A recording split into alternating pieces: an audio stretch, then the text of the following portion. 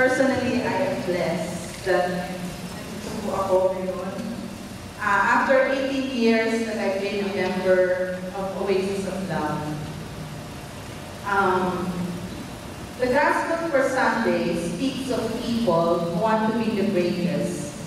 And it clearly states that for one to become great, he must humble himself by being a servant.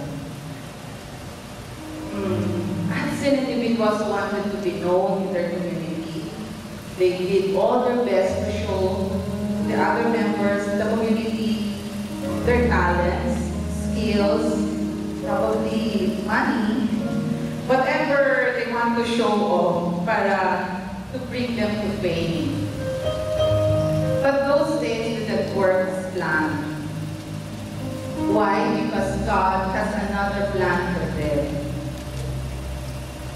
Yes, brothers and sisters, in my 18 years in the ministry, kasi when I entered the Life in the Spirit seminar, after that, when I graduated, kaagad-agad napunta na ako sa praise ministry.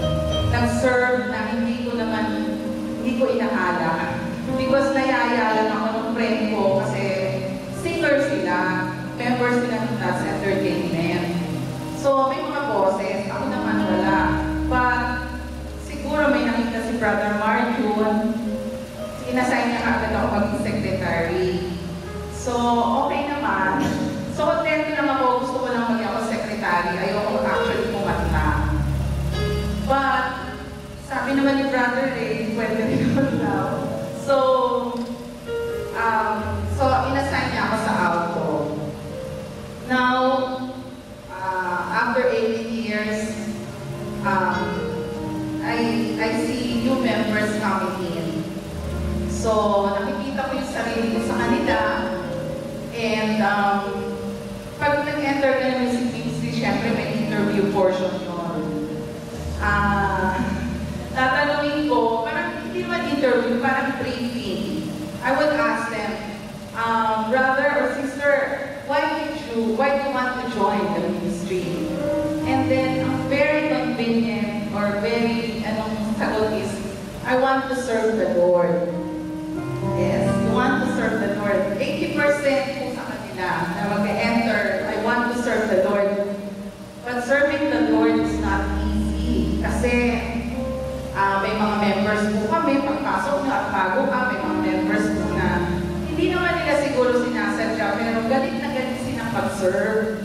Yung parang, well, hindi naman siguro ganun ang ugali nila, pero parang lagi silang galit. Yun, meron din naman na sobrang sensitive. Parang kung di mo lang iyak na. So lahat ng mga 25 members na to pakikisamahan mo. Meron din dyan, mapakisuyuan mo lang, sabi niya, ayoko na, hindi na ako mag-praise ministry. Talaga, last time na to. Yung lahat na yun, syempre, magparo ka. Ano ba to? Tapos may sumisigaw, pero hindi naman komedyante. Lahat-lahat siya, makikita mo. I'm talking about the praise ministry kasi dito po ako nagmula. Hanggang ngayon po, nandito po ako. I love serving the Lord through music. Maybe kasi may rin ako for music talaga. I love music, pero more on dancing actually. Pero I realize na sabi ko, ano bang ginagawa ko dito after 18 years? Pero it has taught me a lot of things. I wonder what God has in store for me. And through those years, there were few times that I would ask favor from the Lord, and He will not answer me positively. Pero hindi naman ako natatampo kasi I realized that the best way to get God's favor is humility. I learned to follow His will without question. There are times that I don't understand the result of His decision, but I learned to follow God's will. Just recently lang, I've learned, tingnan nyo after 18 years, just recently lang, I learned that humility is the key. Now, in my humble way, I I serve with joy in my heart without expecting anything in return. I have faith that God will give me what I truly deserve.